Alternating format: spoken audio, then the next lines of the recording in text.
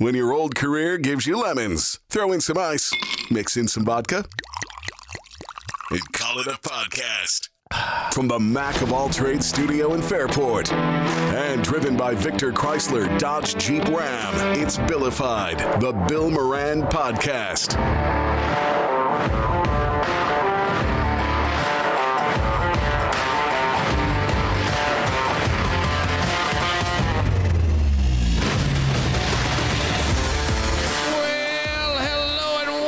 Thanks for getting your pot on. Thank you for telling a friend. That's how we spread the word about the pirate ship. Look who's in the house. Woo! What's going on, baby? Dougie Fresh in the house. In the house, baby. Oh, I don't like it when you're rattled. You had all kinds of, you're concentrating on the board. It wasn't working. I didn't even get a hug, and you just focused, sorry, dialed buddy. in. We didn't even think we were going to do it. Patience, my friend. So many things going on. I tell you. And there was somebody else that was running some equipment in this morning, sort of getting trained to be a producer of He's doing a good job. podcasts. He did a great job. He did a really great job. And then I think the app that we use that the cameras run through updated, and according to the internet, that is what happened.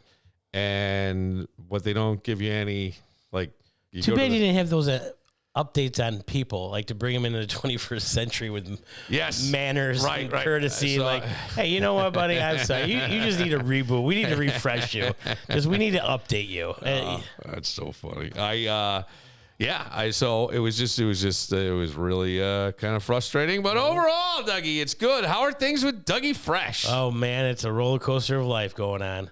I finally got my car back. Okay. After 5.5 weeks of not being able to Uber. I actually had to rent a car to Uber last week. They gave me a Dodge Charger. So yeah, how was that? Money. It was nice, but you have to pay $330. So you got to drive your balls off to make a profit. Really. Right. So, and sadly to say, Monday, my cat passed away.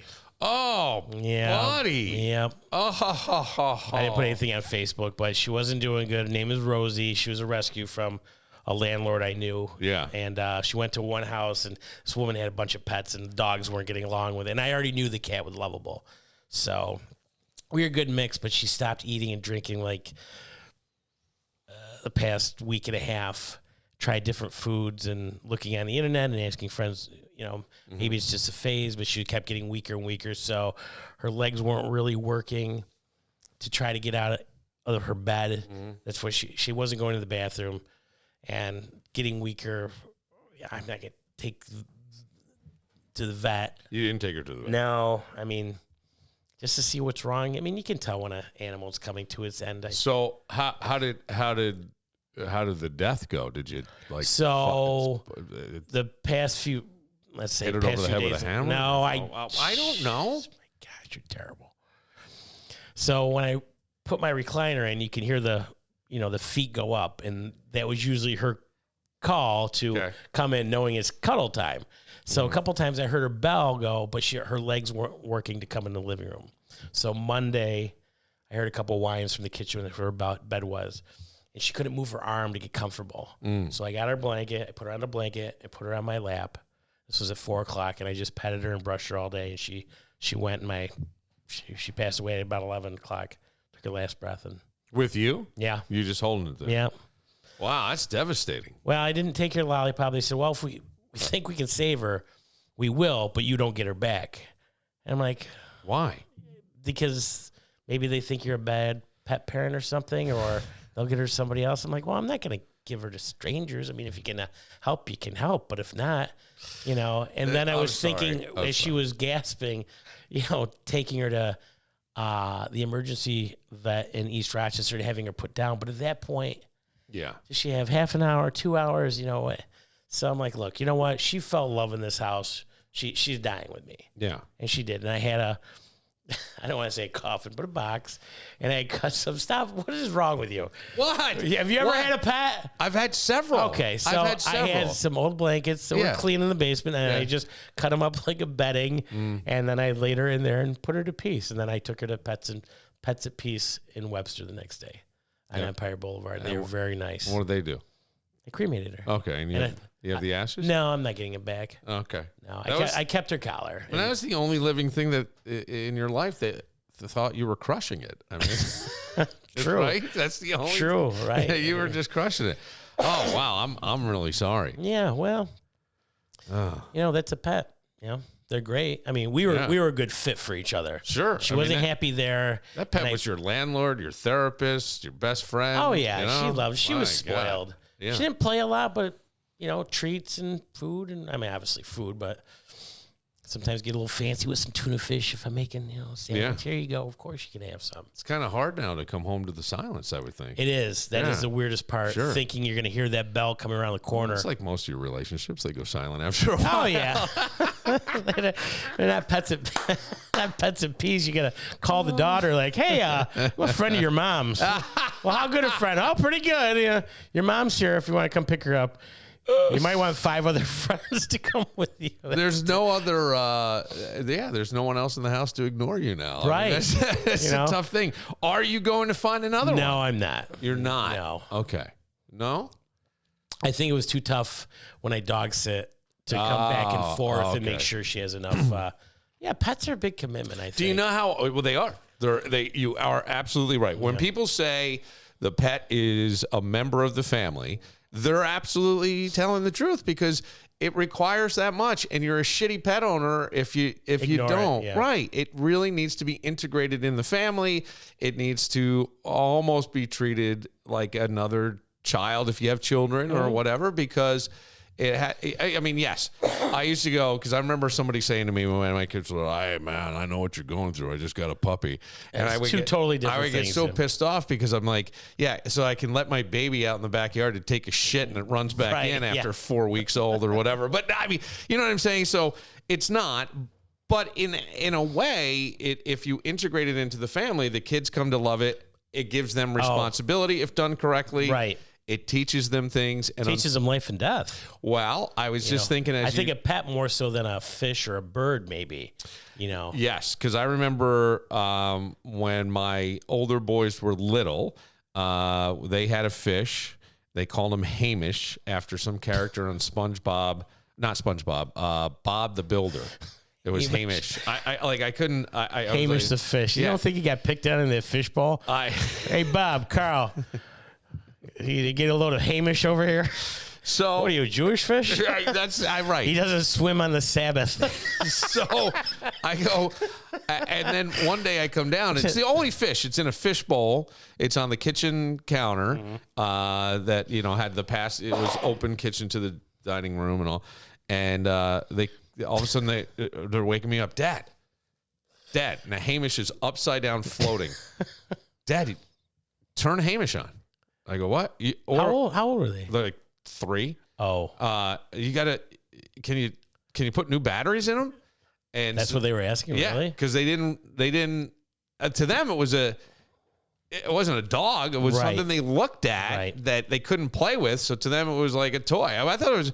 So then my wife did a big deal of, we have to teach them about life and death. And so we wound up going to a stream and letting Hamish go off.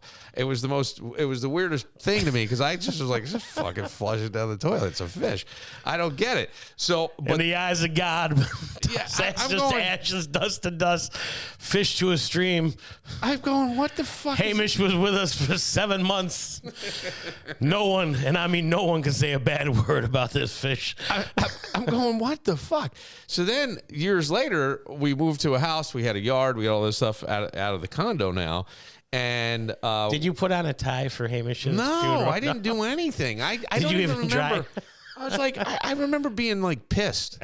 I bet. This is what we really? Did you ask your wife? Are we really doing this? Are we really? I couldn't fucking believe kids in the car and finding a stream and doing this. Yes, and we did. Did she read a Bible verse? I don't know. You don't remember? I don't You're remember. Blocking that out of your mind. I don't remember how it went down. I just remember that it went down, and I knew. Did she read from Genesis? I knew what the.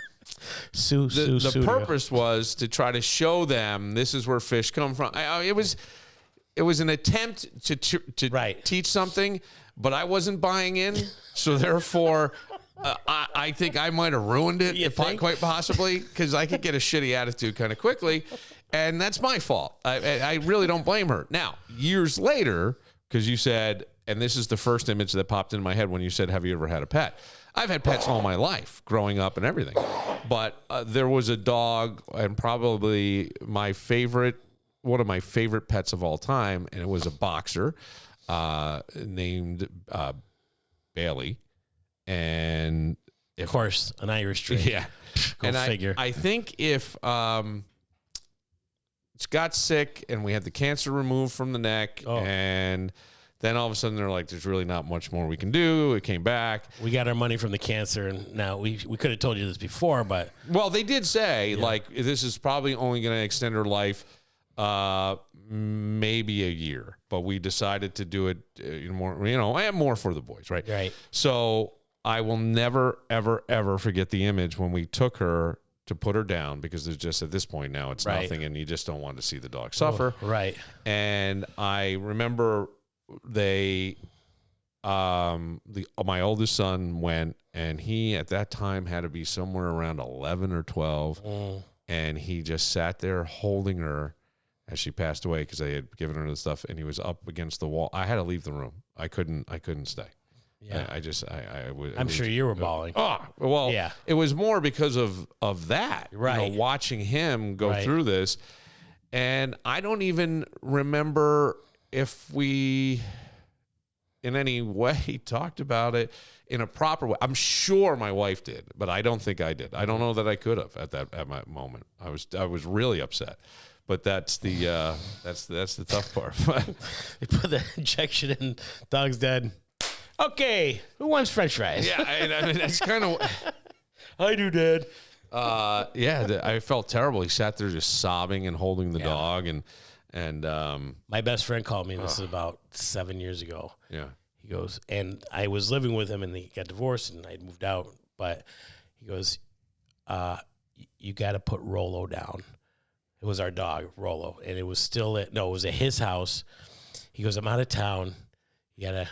Wait, whose dog was it? His? His and his ex-wife's. His and his ex-wife's? And he had the dog. And you needed to go do this for him? Yes, he was out of town. He goes, I need you to take Rolo with the kids, my ex-wife, and my new wife. What? Yes. What? Yes. How the fuck do you get signed up for that? He owes me one big. I still have the I owe you. Holy shit, do you ever? So, I went over. It was just so sad. He was such a great dog. I mean, I took him to over my parents, both sets, and I would ride around town with him, and just God. He was drinking, and then he would throw it up, and it was just time. So I remember chewing gum. My niece had gum, and I said, give me a piece of that. So I was just chewing, and that helped me from not crying. He goes, you got to be strong for everybody. So it was me, his ex-wife, his kids. His ex-wife, his kids, and his new wife? The new wife wasn't there, but I got her at the new wife's house. You got who at the new wife? The Rolo, the dog. The dog. Where was the new wife? At the old house. So she came over so we could all do this together. So you had the new wife there. That's what I'm asking. Yeah. So you had the new wife, the ex-wife, 4 kids. 4 kids. And the dog. And Spencerport. And no husband. And no father. No father. Because he's out of town on business. He's out of town, and the dog had to be put down that day. Dude, you had to be so close to this guy. Oh, yeah. Still, my best friend. I was best man at his wedding, godfather of 2 kids. So put the dog down and, did the shot. And I mean, they were devastated, obviously. It was just Did you have to drive everybody? I held the dog and put the window down as he was getting wind on his face. And all right, you held the dog, but I mean, everybody is in one car. Yes. And you were there. This is like going to get the family Christmas tree, except shit. This time, you're going to put the dog down. So you're surrogate dad. Yeah, at that point, yes. Why couldn't he just say to his wife or ex-wife, hey, you got to put Rolo down? Why couldn't he just try to keep everything kosher? What? Just, if you're there, you're a support. I was their uncle. I knew him since they were kids. Yeah. Born. Yeah. Godfather to 2 of them. Okay. Good and bad, and I lived with them on and off for 16 years. I think that if I got that call, even if I had that relationship, I would go, you're kidding, right? Right. You want me to do that? You got your wife and your ex-wife there? What the fuck do you need me for? Yeah, you're fine. Come on. We've talked about this. How many people on one hand can you count, hey, I call you at 4:00 in the morning that are going to show up for you. So that's, no, I understand, but this is not showing up because it's the fucking dog. And I don't know. I mean, clearly it sounds like you were close to the dog. Yes, maybe absolutely. Too. So, okay. My only point is like, it's a pet. If it was your child or something else, I'm there. But I mean, you know, Rolo to a friend, buddy. I mean, that's Rolo's. wow. I mean, honest to God, Doug, I think, and I would love to hear from people. You can always write in. You can always text in. On the bottom of the screen is the number, 585-202. I forget what it is now. Right. Mr. Prepared over here. No. We should almost take you to Pets and Peace. You're losing 8866. 8866. Yeah, 585. Yeah, what do you think about that? 8866. Or you can email me, bill@billmoranproductions.com, and tell me. I think that is the biggest ask I've ever heard from a friend. I've been asked to cover for guys. Hey, I was with you last night. Yeah. No, that's not a big ask, though. I get. But to go to such an emotional thing, and I guess here's the thing. I'm not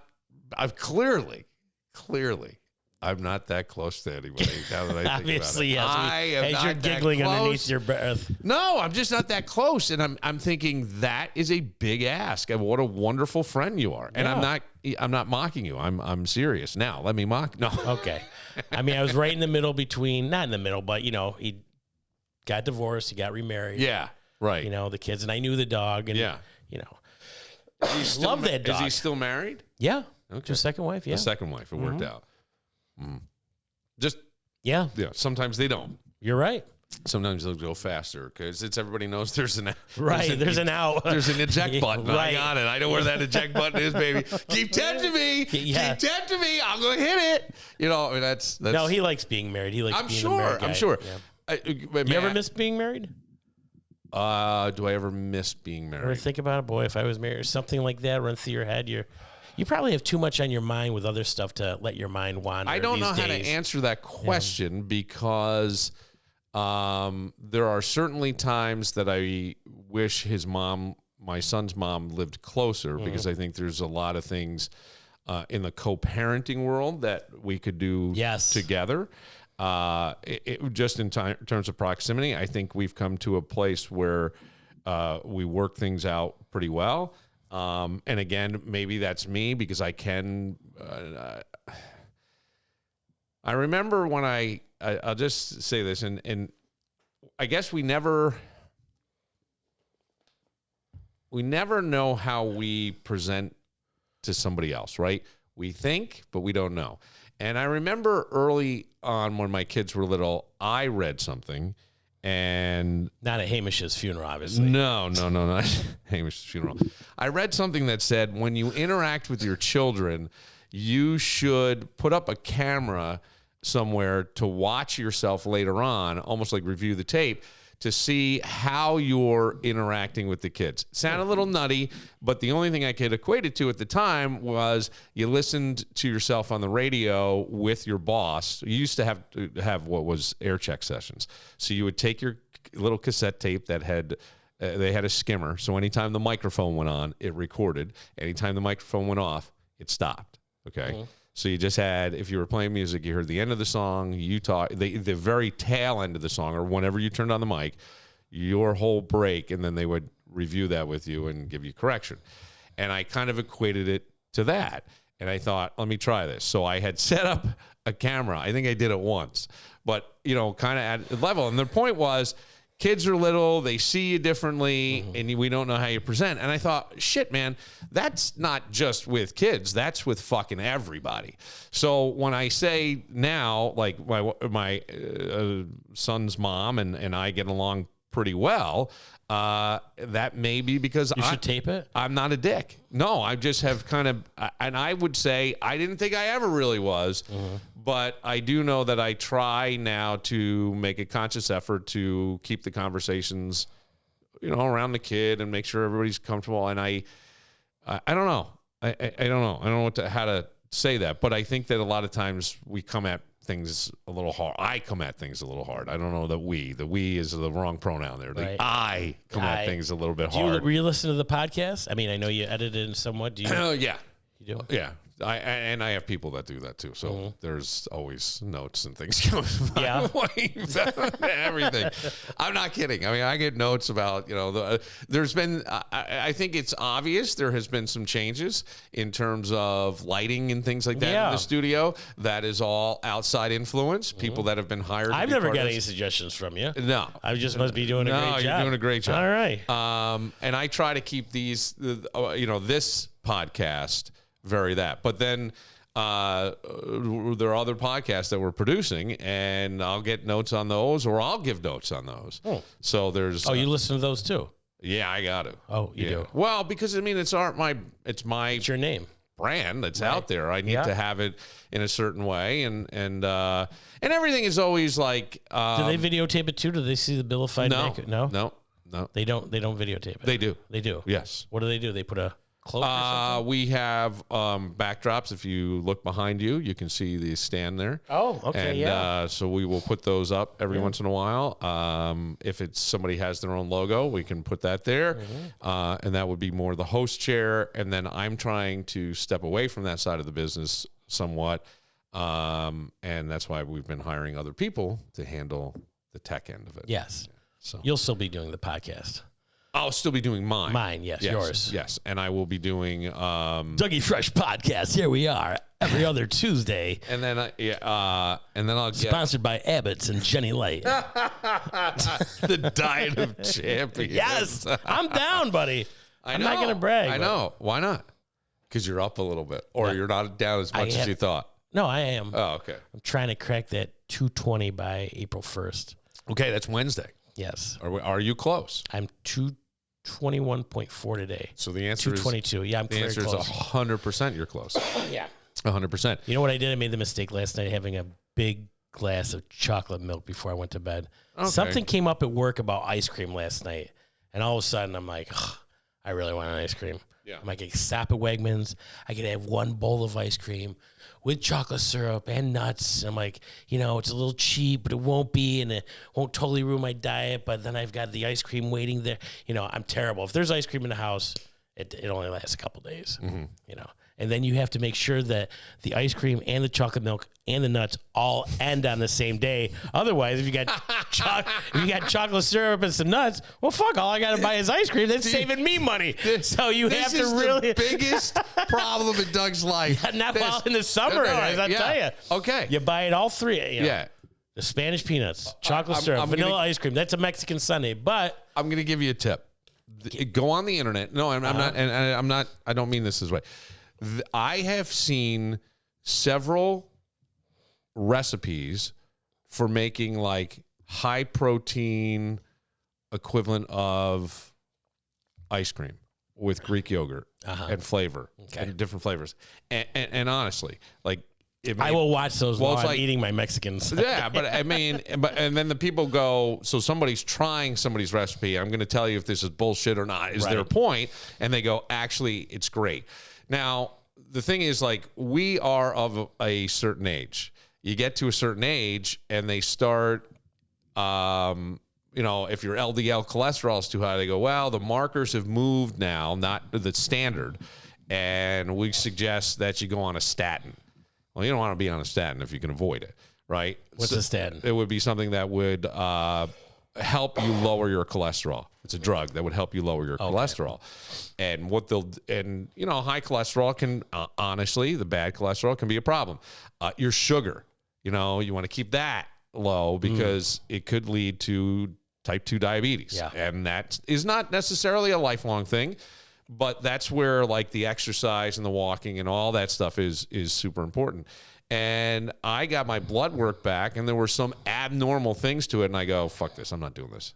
I'm not doing this. And it wasn't like going to statin. It was just like, I'm not doing it. So I had been thinking, and I don't know if it was conversations with you or other people, that I'm like, you know what, dude, this whole thing is, it's been a whole change in the past, year for me. If I go I usually clock my years from my birthday back to my birthday. That's how When's your birthday? Clock. It's late August. Okay. So I usually think there, and I started the grad school program right after that. Right. So, sort of in an odd way, but it's going well. It's a lot of work, but it's going well. And the podcast and the changes that I've made there and the different things, and so I clock my year there, and I'm like, I don't want to be this way. We did one of the things was, you heard a phone call I just got. It was Damian Mulcahy calling, right? And we had one of the new influences is someone who's also handling the social media. So that person had said, I'm gonna throw some really ridiculous, stupid things at you, and you can't say no. For what, the podcast? Yep. Huh. And I said, okay. So one of them was me and Kevin, who was in here to dance. Okay. Well, I danced and I saw my fucking gut come out, and I'm like, thank God I'm back at the gym. And and the thing is, like, I don't expect it to be a quick thing. I really don't. Right. But I am down like 15 pounds, which is very telling. Drinking less, right? Men can lose that weight fast. I expect it to plateau. I've been through this before. I'm not looking into, but it is one of those things where you're like, yeah, I have to make these changes. Like, I can't eat that shit anymore because don't. And you had the 15 to lose. Guys, generally have that. So like, I'm 15 down. Yeah, it's been 2 weeks. And when I was doing more boxing and stuff, I was 190. 190 is a weight that a lot of people said I looked emaciated at. I went up a little bit to 200, and I remember people going, man, you look great. This is like the best. Yeah, wow. So, but 245 isn't good. 230 isn't great. You're 50 pounds at one point. Yeah. 55 heavier than you were at the 190. And that was just a couple of years ago. Just a couple of years ago, yeah. So you don't. Well, I'm at January 250. And the second week into January, I said, well, I'm going to just go on a protein. So wait a second, dude. You have lost over 25 pounds? Yeah. You can't, so you can see it in my face, a little bit in my neck, but I always wear sweatshirts now because it's winter. So if I lift the sweatshirt, But congratulations. Thank you. And I mean that. Yeah. I mean, wow, you went from a fucking baked potato down to, good for you. Yeah. That's still coming off. Well, and look, I think this is something that guys. It's all stuff that we know how to do. It's eating less, eating right. I've been doing Don't get me. You laugh. No, I'm not. Steak and deviled eggs. No, I laughed at that because it's your deviled fucking eggs. Right. That's why I know that's why. Yeah. No eating after 8. Yeah. Cream and sugar in a coffee, no more. Yeah. Just black. That helps you lose weight. Yeah. You want something else that can kind of help you lose weight? What, sex? Exercising? Yeah, exercise, walking in general, if that's what you're saying. But to add to your coffee, I like this. Some people don't and may be grossed out by it, so do as you please. What, yogurt? No, I put coconut oil in there. And that will start to make some shit slip and slide. No, baby, thank you. No. Yeah. I don't want to. I mean, you fart, there's a friend coming. It's an orchestra. No, I don't want to be stuck on the road Ubering and then all of a sudden. You wear a fucking diaper. Hey. Right. Good thinking, Bill. Because that's what I want to talk about on the podcast. How's your week going? Well, I shit my pants on Thursday, and I had an Uber rider, and all over the place. And Delta Sonic is not covering that bill. All right, we'll take a moment, but good for you, honestly. Yeah. And I hope you, in some way, recognize and celebrate. That's a pretty big achievement. I mean, and when I get to what I want, sometimes I just. Yes. I don't want to tell people stuff. I agree with you. Or the bragging. Wait till people start telling you, asking you if you've lost weight. Then say yes. It's not I've lost 10 pounds. Right. I've lost 20 pounds. If you can't see it, then you still got a ways to go. It's not the even the bragging stuff. I think it's one of those like where you take your foot off the gas. Because people start going, Doug, you look great. And so you're not to the weight you want to be. I have my goal in my head, whether I can get to that or not. I still think I can. Yeah, I think you can too. I think if you want to, you will. Because when I was in California, I hit 200. I'm like, oh, God, I got to start working out. And we get down to 170 and then creep up. Now, obviously, this is the heaviest I've ever been, 250 pounds. 20 years You're ago. a fucking bowling ball, 25 years ago. Yeah. 200 was heavy for me. Right. I mean, did you just stop caring? Or are you getting older? You got a doctor, right? You just said? Dr. Vinny Woombatz. No, I thought you for real said. I got to call him, make an appointment. Yeah. You still haven't done it. Yeah. All right. When you lose the weight, go. Yes. Once it's down. Yes. Once you get to where you want to be, go get the blood work done, see how everything is, and I bet you it's great. But it's consistency. It is literally a lifestyle change, and this is where people get angry at me because the GLP-1s, they can do a wonderful job. I feel like sometimes I'm misconstrued on this.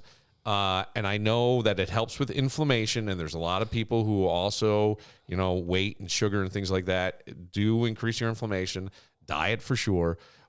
But I sometimes feel like if you're not making wholesale changes, it doesn't last. Right. And this is something you may have to be on. There's been those quick fix things. I mean, I understand it's all over the news. And there could be people that are Oprah doing with wonderful. the Jell-O. Remember that? Yeah. I had an aunt that did that, and she lost. She was 300 pounds, and she lost 150, 200. And that's amazing. And she stopped it, and it all came back. Right. And so the same, and so all I say was some of the GLP-1s, it's not the same as somebody who can't create insulin that need these things. It is you to lose weight. Is it sure. Sometimes I'm hearing you have to be on it forever.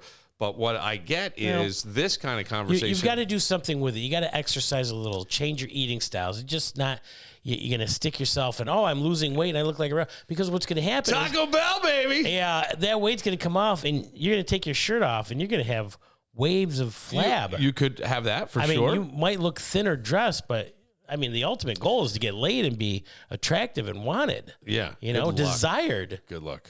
And not only for the other person, but you want to look in the mirror and be like, yeah, somebody wants to fuck this. I'm going out there and finding them. Godspeed. Self attractiveness, or what I'm lost in the word, but yes. Self-esteem. Self-esteem is very important. I agree. Makes you more confident in the workplace and life and just strutting your stuff around like a peacock. I don't think men talk about this. I don't think guys do. I really don't, in terms of weight loss and things like that. That's why I think this is a unique conversation from that aspect. I think you should be proud that you lost 25 pounds. You should keep going, you fat fuck. Yeah. And you know what I do? I like that you're doing it. I wrap 10 of my DVDs in each hand. And because I have so many. I also think that the diet and exercise conversation used to be kind of one of these ones that people would sort of bristle at, don't tell me what to do. My body's fine. Well, I want to keep that because please go do it. Especially if, let's say you're taking the GLP-1 and now you actually feel like you can move. The inflammation's gone. Go take that walk. You got to start. And continue to do it. I can't do push-ups. You can do one push-up. No, I can't. Do one push-up. Tomorrow do 2. Next week do 5. Doug, I wish I could have filmed this guy. I was at the gym. Old guy. I don't know how old. I'm going to say somewhere in his 80s. He could have been 90. He's doing incline push-ups with bars on his handle. So his feet are up on a box that people jump on, one of these big cushions. His feet are on that, and he's got 2 handles, and they're on wood, which was weird. And he's got them out, and he's doing he's just cranking out push-ups. And I'm like, holy shit. Holy shit. That is dedication. He's probably doing it. I don't know how. 50 years. You had to see, he's this skinny, he's got some saggy, just age skin, right? Age skin. And I go, look at this fucking He's got guns like Navarone? No, not really. Not really. He's more a wiry guy.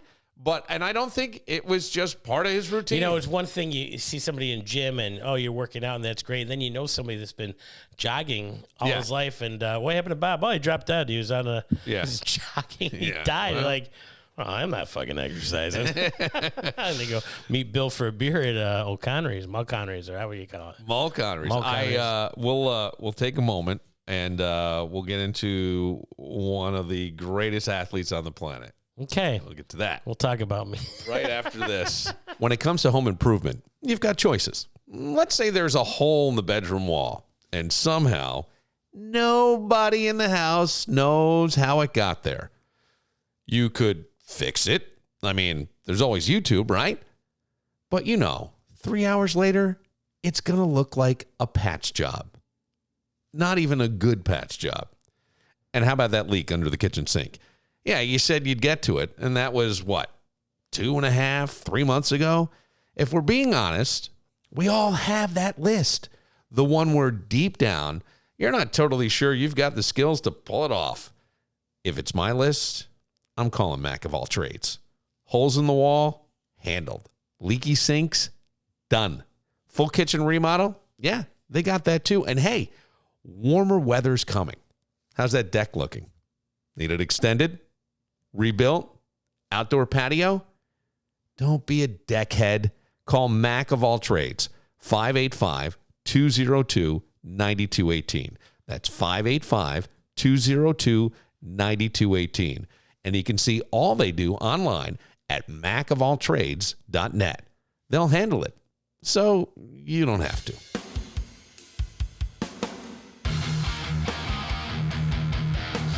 Good afternoon, boys and girls and children of all ages. You better believe it. We are rolling this session number 2 out here in Pittsford. You know who you got, the one, the only, the hip-shaking, money-making, tower power man of the hour, 24/7, the one your mother warned you about, Dougie Fresh in the house, baby! To my right, the man, the myth, the legend, 6'2" and eyes of blue, the admiral of the airways, the Poindexter of podcasts, the one and only, Mr. Bill Moran!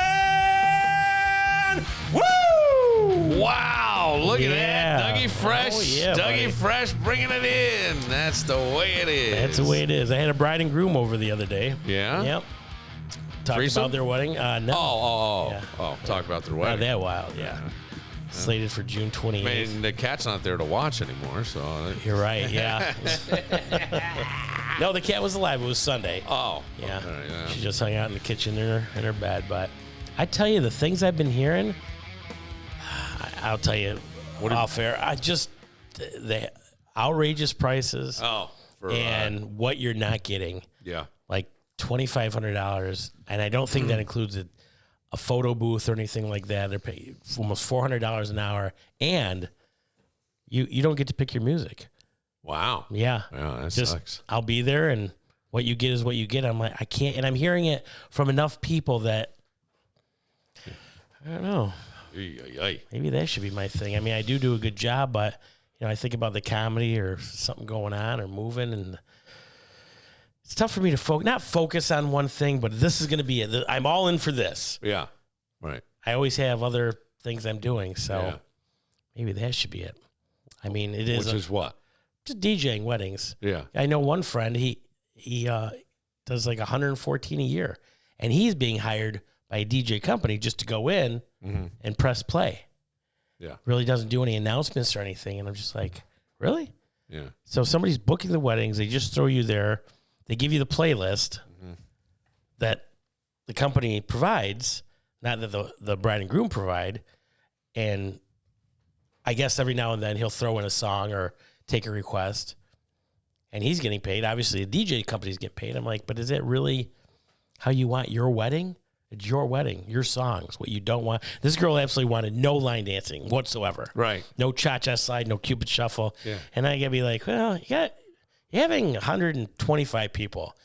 You know, how about Cotton Eye Joe? We're going to do a little block. Okay, Cotton Eye Joe's fine. The Macarena's fine because she knew it. But other than that, I'm like, that's fine. It's your wedding. You could have all Led Zeppelin if you want, but you might want to throw a few in to make your crowd happy and get them on the dance floor.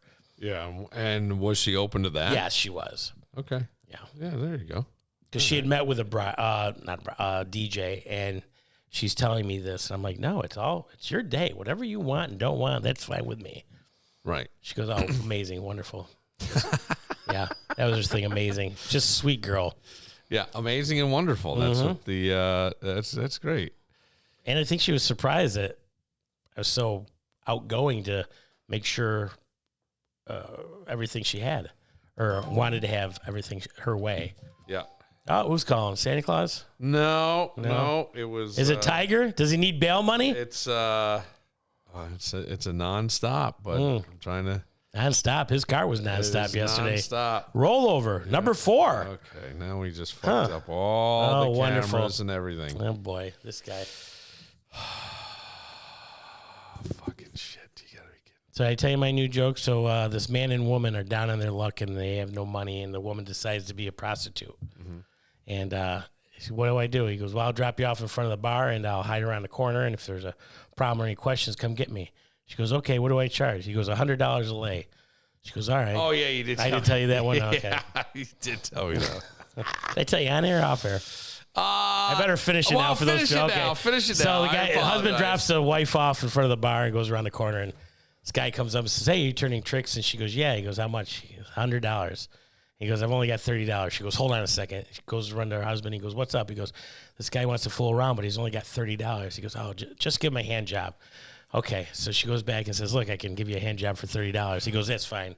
So they get in his car, and she pulls his crank out, and it's the biggest, largest, thickest, longest, most beautiful penis she's ever seen in her life. And she goes, hold on a second. She runs back to the husband. He goes, now what? She goes, can you loan this guy $70? So, Tiger Woods. Who? Yeah, I know. Oh, I know. I think only 50 people at the bar asked me if there's an update on Tiger, and I kept saying, really? No. Oh, yeah. Wow. Once it came, because where I work, he just has a golf channel on. Yeah. Okay. And, of course, during the bottom of the thing, Tiger Woods involved in a rollover and DUI. So people would go in and out, eating dinner and coming back. Any update on Tiger? I'm like, no, there's not going to be an update. This is a big story, and nobody's going to know anything for the next few days. But right. How that multi-millionaire doesn't have enough money to have even Dougie Fresh. Doug, move down to Florida, be my personal driver. I'll pay you $1,000 a day. Believe it or not, there are probably people, and I know this is airing later, that may not completely know. He trying to pass a truck on a narrow road, car flips, he climbs out, no injuries. Police say he showed signs of impairment. Here's the twist. Breathalyzer, 0.00. Oh. Let me say it again. Breathalyzer, 0.00. They suspect medication. He refuses a urine test, therefore is arrested because Florida's different. I guess they do a urine test right on the side of the road. Jupiter. Arrested for, high end. Arrested for DUI, held for 8 hours, released, nobody hurt. But the cops are flat out saying this could have been worse. And now the internet does what the internet does. Blame Tiger, question Tiger, judge Tiger. I heard Mike Wilbon Wilbon or whatever his name is on ESPN going on about how bad this is with Tiger, and we would think he would learn his lesson and all this stuff. That's one. And it's been bad. And I'm going, I see this differently. I'm not saying that it's wrong, but I see it differently. I'm going, this isn't just a guy messing up. This is a guy who had to apologize for cheating to the world. And the Masters, correct? I don't know, but he had a press conference for the world. There was a press conference where he walked up to a podium. Brian Gumbel was talking about this. I watched the Tiger Woods. It was on his biography. Okay. And the Masters, he apologized there to his mother and everybody. And Brian Gumbel's like, fuck you. He goes, I wouldn't apologize. Why are you? This is my point. This is my point. I don't know where it was. I don't know. I just remember watching it. There was a room. That's where it was. Filled with hundreds of people. His mother in the front row. And he walks up to a podium. I've never, ever, ever, ever seen anybody have to do this. He apologized to the entire planet. I mean, it was like a parole hearing to me. Like, it was his mom right there. And he has lived under a microscope since he's been... Oh, it's terrible. 2 years old. Yeah. You know? And what I'm thinking is, we don't actually know what normal looks like for Tiger. No. I just don't. And because I don't know that he's ever had a normal. I really don't. Now, I agree. Driving drunk or impaired is absolutely the last thing you should be doing in 2026, especially. For anybody. But especially if you have that kind of money, just get a personal driver. But maybe have a bodyguard. He's a bad driver, apparently. Apparently. But look, I said for years that accident that happened when he was racing out of somewhere in California going through the canyons and he went off the mountain, right? Yeah. And that they should have taken that Hyundai Gemini, because it was the Hyundai Gemini Classic, whatever it was named after the car. So they brought the car. They should have taken that beat up car and put it on display fucking everywhere for every golf tournament they did, to go, this guy walked away. This is how safe our car is. Here's what he did. Here's where he went. He walked away because of our safety standards. I mean, I got to think that there. Everybody said, I don't know how he survived that. Right. Going down. I mean, they needed a crane to come in and get the fucking car out of there. I was like, you should have absolutely done that. And I say, how has this not happened more often? If he's that bad a driver? Not with that he's that bad a driver, but if he's on drugs or popping pills or whatever it is? With everything. Right. You know, because people instantly go, and we've said it here, right? He should know better. He's done this before. What an idiot. And I go, I don't know. This is complicated. He blew a 0.00. Did he take a muscle? He wouldn't take a urine test. Yeah. I mean, it's like everybody tells you not to. So don't blow or you're getting arrested. Right. And he did. So now they're like, well, look, urine test. I go, okay. If you're getting pills, whoever's selling to you, hey, you can blow, but don't take a urine sample, because he had to ask some questions. I don't think that. I mean, if you're at a bar, Bill, and you have 2 beers the first hour, then 1 beer every hour after that, by law and weight, you should be okay to drive. Sure. We know that. Yeah. Right. From years of. Right. I don't think anybody's selling Tiger illegal pills. I would find that really hard to believe. I think that Tiger probably has still, I mean, the guy's held together by titanium and duct tape these days. Mm-hmm. You know what I mean? I thought he was going to play in the Masters. Well, he was talking about it. But, I mean, he even said... It's amazing how many guys get their dick hard from thinking Tiger's coming back. Yes! That's my guy! Yes, he's going to do it! Yes. He's coming back! Because we all want to see the hero. We all want to see the hero. I mean, and that to me is like kind of the whole angle with this story.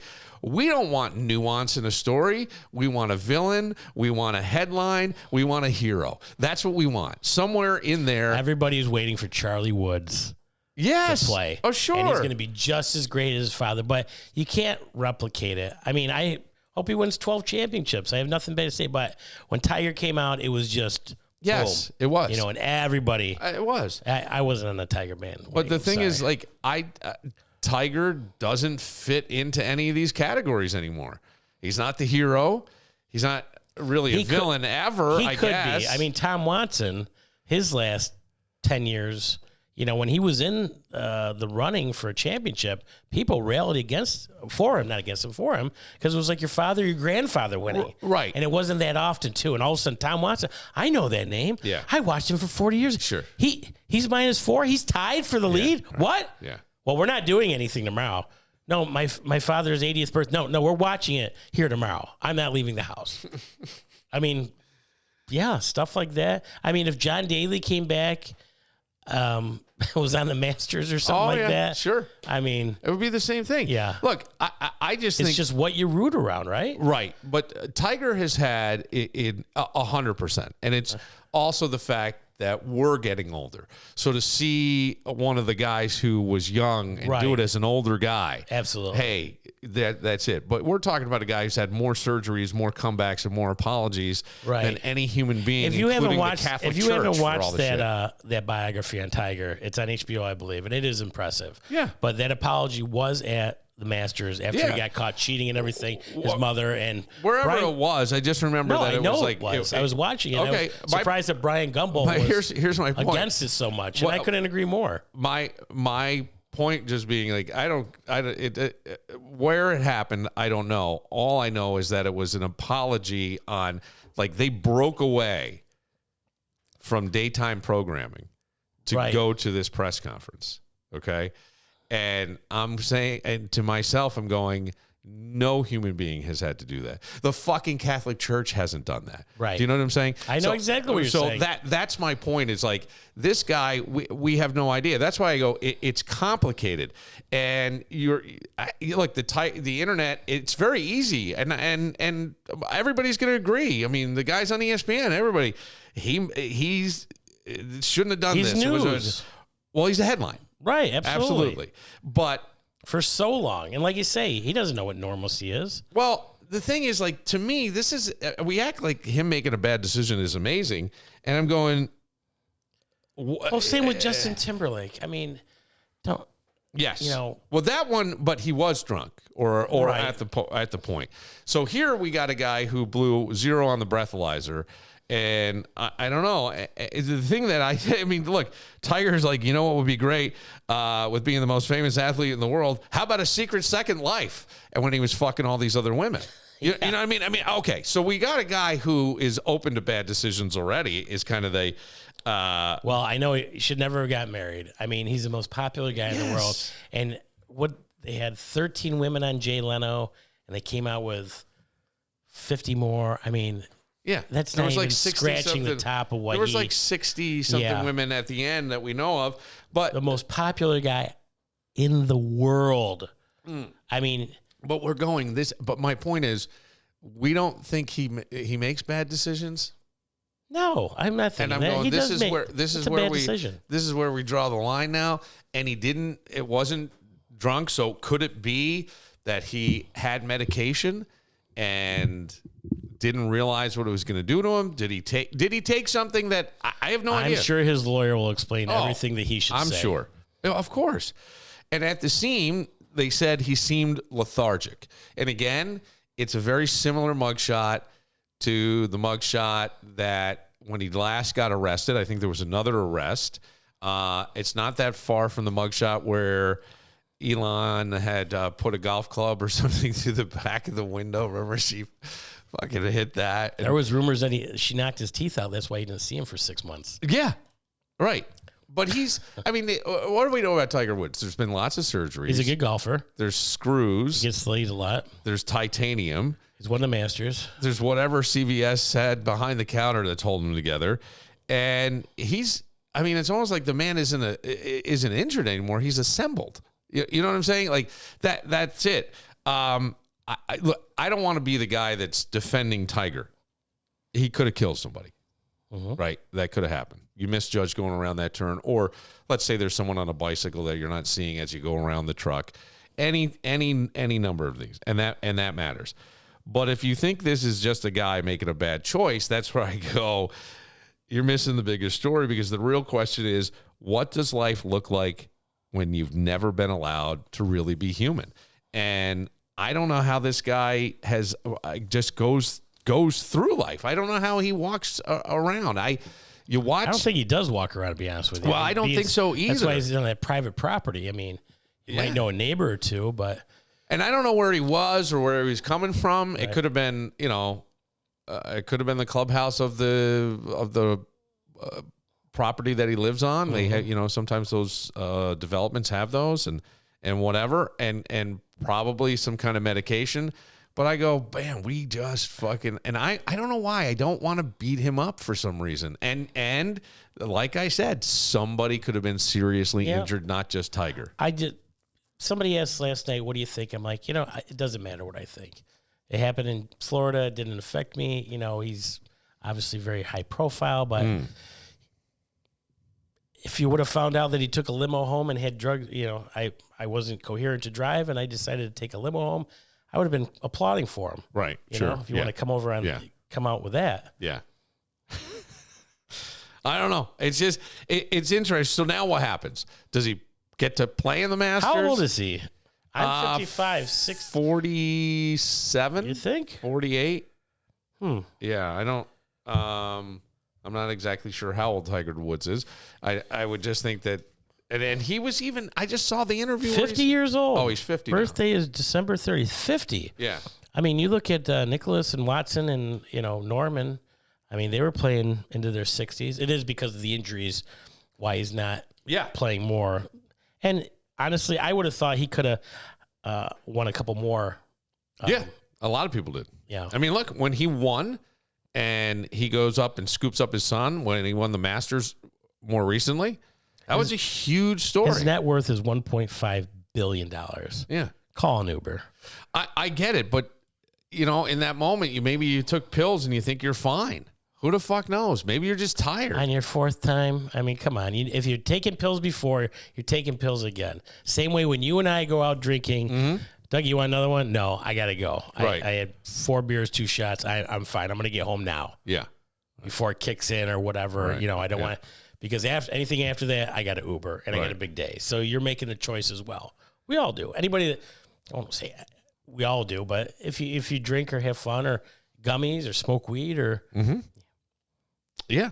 I mean, you're making sense. I'm just saying that I just don't know how this hasn't happened more. You would think this guy would need an escape, and being drunk or high or something is certainly can give you that. Well, same as rock stars, probably like a rock star. But when it comes to pills, I'm just wondering if it was, I don't know. I have no idea. Could he have taken an Ambien, which is terrible, and you shouldn't have done it? Something will come out at some point. We'll find out more.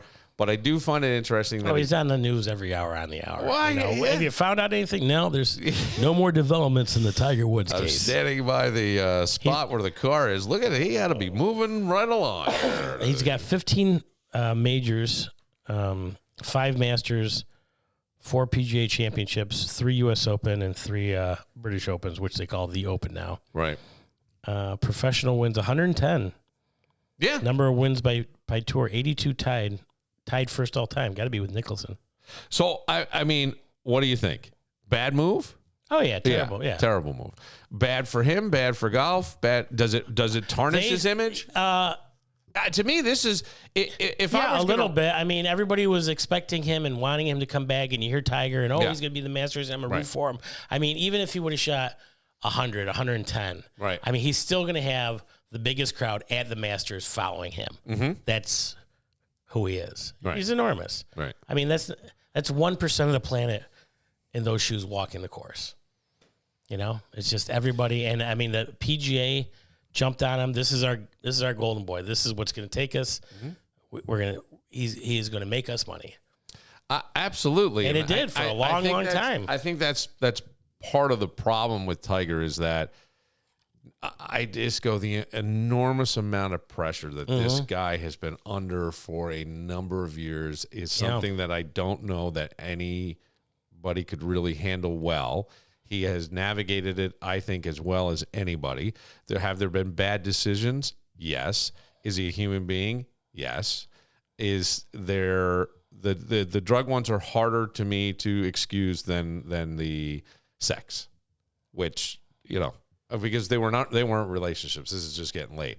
Is it good for your marriage? No. Does it make you look like the family man that you were out there? Are you a phony? Are you this? Show me as a CEO, and are we surprised? I mean, I don't ever remember a president being sued by a porn star before. Understand what I'm saying? And I'm not bringing that up for any other reason than to say it's just different. People don't give a fuck anymore about that stuff.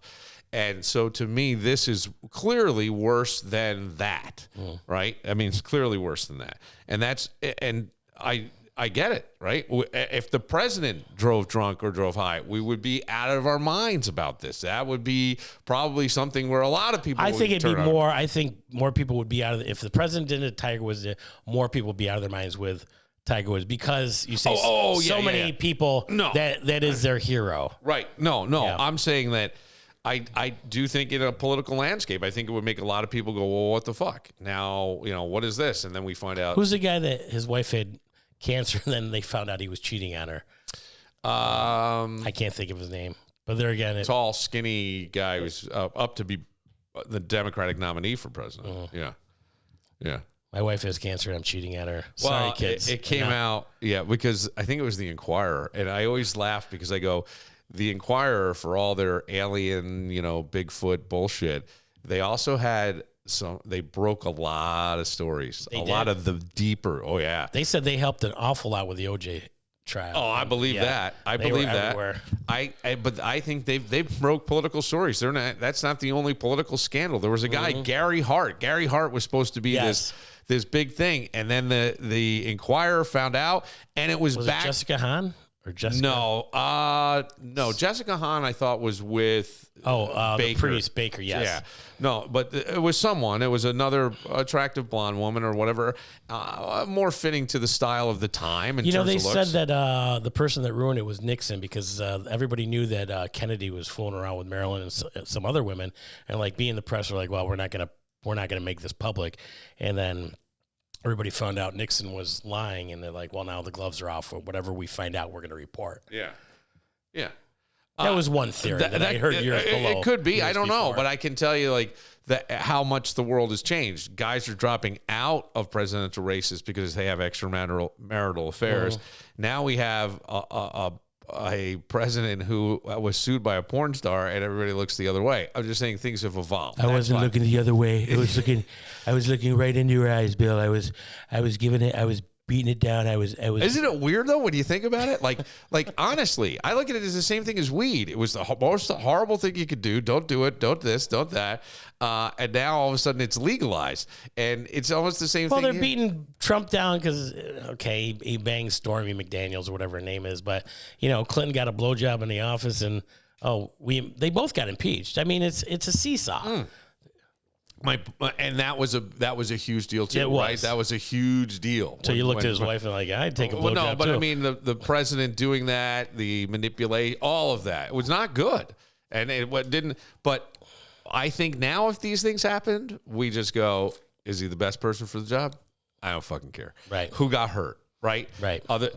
Or now it's none of our business all of a sudden. What does phase people nowadays? I think it has to be that big for people to turn their head and take an interest in it. I think on any level, I do. Even if it's like here, if we think that there's anybody like a public figure that think of Sandra Dorley and what altered state she was or was not in when she pulled in her garage and she didn't pull over, people were outraged. Yeah. Outraged by that, right?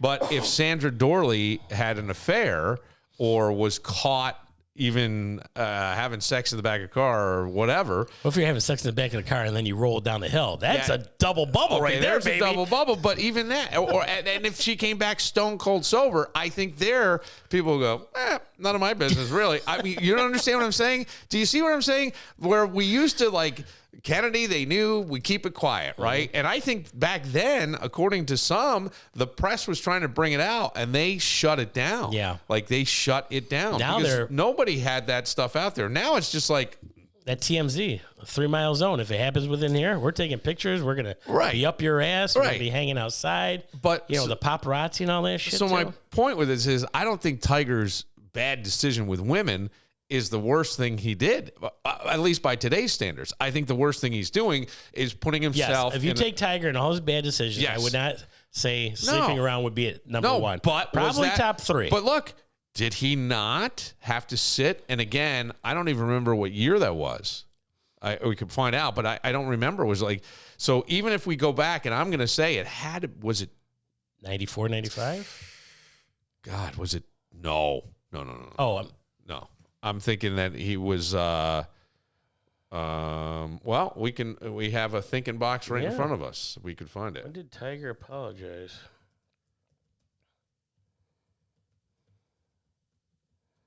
2010 delivered a televised apology. Okay, for so irresponsible, so 20 years behavior. ago. So 16 years ago. 16 years ago. Yep. So 16 years ago, we were still doing that. And now we don't do it. And they tried with Trump. They tried to make him look bad. You know what I mean? They brought this. Give me your best. I'm fine with it. They tried. Bring it on. They tried. I'm not saying it for any other reason. I cheat on my score, but not my wife. Let's go. I think it's not as impactful anymore as it used to be. I mean, that was a big deal back in the day. Jesus Christ. Somebody was caught banging around there. And it would still be, like, on a micro scale. I'm talking macro. It's amazing how our standards have lowered year after year after year. But I'm saying, like, on a micro, if you heard your buddy got caught cheating or your buddy's wife was cheating, it puts a pit in your stomach. Puts a pit in your stomach because you're connected emotionally to these people and to that story. But when it's somebody like this, I don't know Tiger Woods, right? But people fucking were outraged over the sex thing to the point where he had to have that whole thing, I was like, oh my God. I thought that was awful. I don't Doug. think you should I put thought it him, was fucking awful. But he shouldn't drive. You put him up on a pedestal. It's your own fault. If you're looking up to this guy like a god or something. And well, that's my point is he's a human being. Right. Did he do amazing things? Yes. Dedicated his whole life. I remember reading an article where he was backstage at a U2 concert, and allegedly, according to the article, how do you really prove this? But the reporter said they saw it. Mm-hmm. He asked to see a copy of the playlist so that way he could mention songs when he meant the band because he didn't know any of their songs. And I don't think it had anything to do other than when's he sitting down to listen to music. This guy became a fucking corporation. You don't get $1.5 billion. All he did was play golf and play it well. That's it. That's all he did. Advertising. Well, that's what I'm saying. Yes. Because you did this one thing better than anybody. His whole life was dedicated to doing something better than anybody else in the world. And he did. Except for a while. Nicholas. For a long time, yeah. Yeah, for quite a while. So that's all. And you're right. Your whole take on it is absolutely not right or wrong. No. I think you're absolutely right. The bottom line is someone could have gotten seriously hurt. Or who says he didn't go through somebody's front window and grandma's watching, I don't know, Jeopardy at night, and all of a sudden she's fucking smushed into the television. It's part of the plasma TV, has grandma's plasma in it. You know what I mean? Like, you just can't, you can't justify it. I get it. But at the same time, I'm like, hold on a fucking second. The guy's made bad decisions before, right? Yeah. You're Tiger Woods, the most famous person on the planet, and you're picking up fucking Perkins waitresses. Like, come on, dude. That's my point. So that's all. All right, we'll take a moment. I want to. We'll do two more because I have a funny segment, just a weird story that I came across, and I thought the guy who can liven this all up, his name is Doug. All right, and we will get to that right after this. Hey, if you've been thinking about checking out recreational cannabis in Monroe County, stop thinking and start visiting my buds over at MJ Dispensary. They were the first recreational cannabis destination in the county. That's right, the OG spot. And trust me, they know their stuff. I was at their summer event, and I was blown away by how educated and on top of it their bud tenders are. I mean, these aren't just people handing you a bag. They're like the Google of cannabis, but way friendlier and without the pop-up ads. Whether you're looking for edibles, vapes, concentrates, pre-rolls, or just something that helps you relax, sleep, or deal with pain, MJ Dispensary has it all. And the best part, they'll guide you so you don't leave looking like you just picked random snacks at 3 a.m. Now, maybe you're in it for the fun side. Maybe you're in it for the wellness side. It doesn't matter. They've got you covered. And here's a bonus.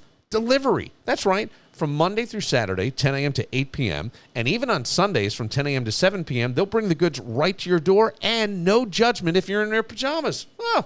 So do yourself a favor. Head over to MJ Dispensary, 900 Jefferson Road, Suite 902 in Henrietta, or check them out online at mjdispensary585.com. Round number 3, leave it to me. Here we are once again, ladies and gentlemen. This time, keep your hands and feet inside the car till the ride comes to a complete stop. We're rocking, we're rolling, we're doing our thing on a Saturday afternoon. Billified, #1 podcast in all of Cha-Cha. We're getting ready, so hold on and let it rip with Mr. Bill Moran. Dougie Fresh. Doing it as always, Dougie Fresh. Doug, I've got a story that sounds completely insane. Completely insane. Mark Hillman at a threesome? Not that insane. Wow. Oh, New York, I love you, buddy. Oh, Mark, look at you, my goodness. This story, and then somehow it gets even more complicated the more you look at the story. Okay. There is a pastor in South Africa. A pastor. Pastor Priest. of a church. Yeah. Okay, you got it. Who claims he heals people through faith. Okay. How's he do it? Including sitting on them. Stop. And allegedly farting on them. Yeah, I don't like this story already. People are lining up, waiting months. But now some of his own followers are saying, yeah, I came for prayer, not this. Yeah. Okay. And to me, that's where it gets interesting. Okay. As a pastor, Pastor Chris Penelope has gone viral for this, for his controversial healing methods. That's what it is. Some members have spoken out, saying they came for prayer, not this, and they've even stopped attending.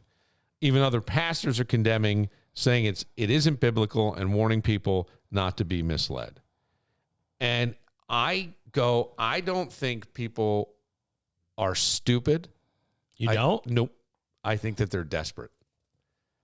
They need to be healed that much. They believe. I know. That a pastor, priest sits on you, sits on your chest, sits on your face. Maybe somebody did something. And farts, and you think I don't know. Father, the Ghost, and the Holy Spirit, excuse me, save this woman from cancer. I think that they're showing up because they're struggling.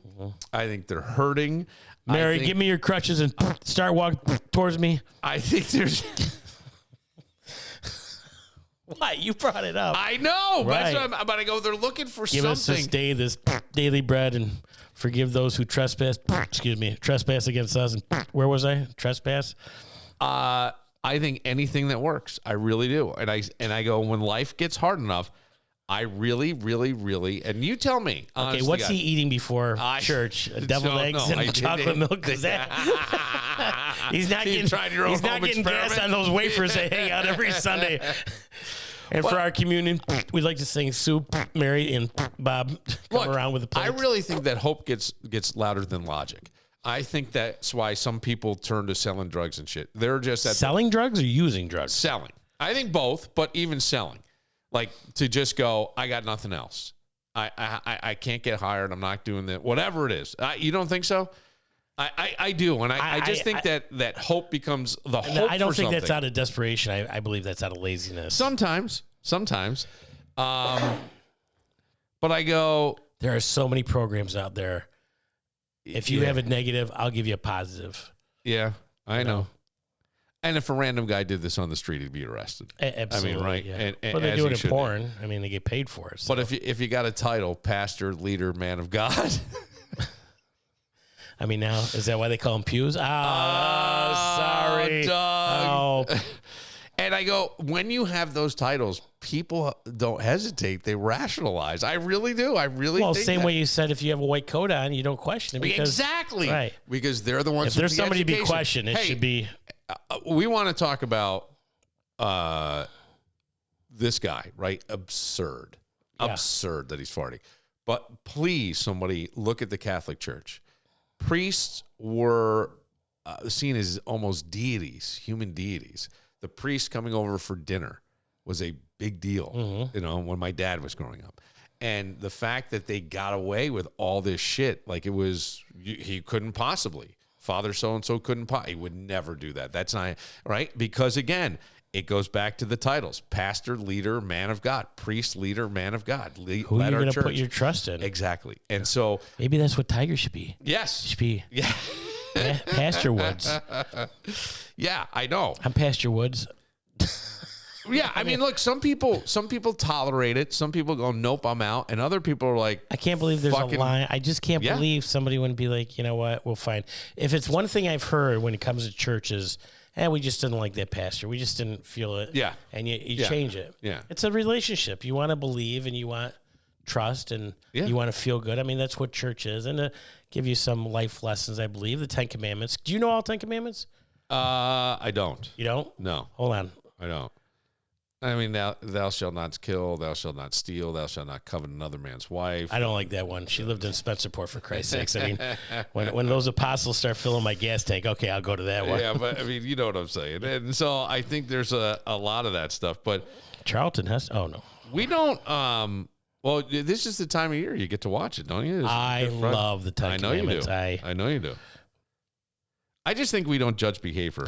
We judge who's doing Those shall not have other gods before me. Yeah, right. Okay. Thou shalt not make yourself an idol.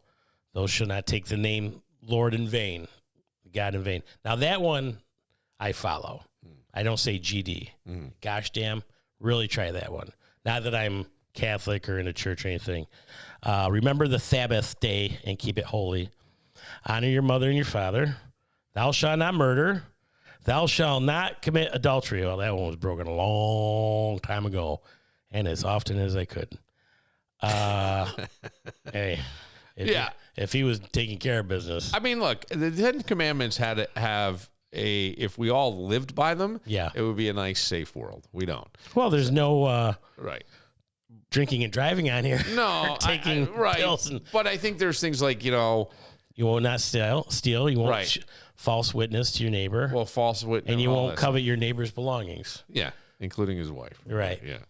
I just, I think if the right person says it's meaningful, whatever it is, and I know that it's cult sounding, but look at the number of cults for a while.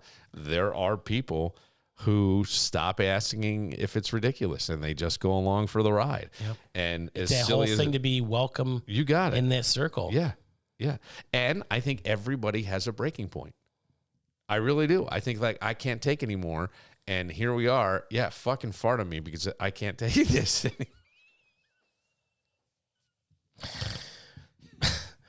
Asshole, that's not saving your diabetes. Don't. Excuse me. It might. What if he gets a little too much into the the thing is, the sermon and shits on your chest? This is what I'm saying. I'm just thinking dingleberries and all this stuff. But I mean, how long is this line? You have that many farts lined up? You can go at will? I don't know. I don't know if you go once a month and then you just eat a ton of shit. What if you can't go that day? Nobody gets saved? Charlie walks out here. He's still got cancer. You got to wait till next Sunday when the Reverend has gas. I think we all think we'd walk away immediately, right? We'd walk away immediately. Absolutely. Until we're standing in it. And it doesn't have to, I mean, this is an example, but I really think you can What state is this in? This is in South Africa. I said it in the beginning. Oh, I did not hear that. No, it's okay. It's okay. I only say that because it was part of the story. I did not hear that. It's a South African Not that it makes it any more sense. No, it doesn't, because human beings are human beings. I think sometimes there are still tribes out there that do things that are just blow your mind. Yeah. Watching the Discovery Channel that you can't turn away from. Right. The last one I saw was a tribe, and I think this was in Africa, or maybe it was in Brazil or something. They honor alligators, and I think at 14 or 15 years old, they carve into your body and make tattoos, or not tattoos, but raised skin, right? Yeah. And such a horrific procedure, but they it think takes you into manhood. Yeah. I'm like, fuck that. Well, I'll have this guy fart on my chest. Those are my choices. Look, there are also some things that were healing practices that we're starting to leeches. See. Yeah. I used to think leeches would suck the bad out of you. But they still use leeches sometimes in surgeries and things to stop the excessive bleeding and try to put right now? Yeah. I think modern day world? I'm pretty sure really? that there's been leeches, and I know they were used. They don't have a suction machine for that? Well, really? Let's see. Leeches used. Nurse Betty, I need a scalpel and 3 leeches. Oh, here you go, doctor.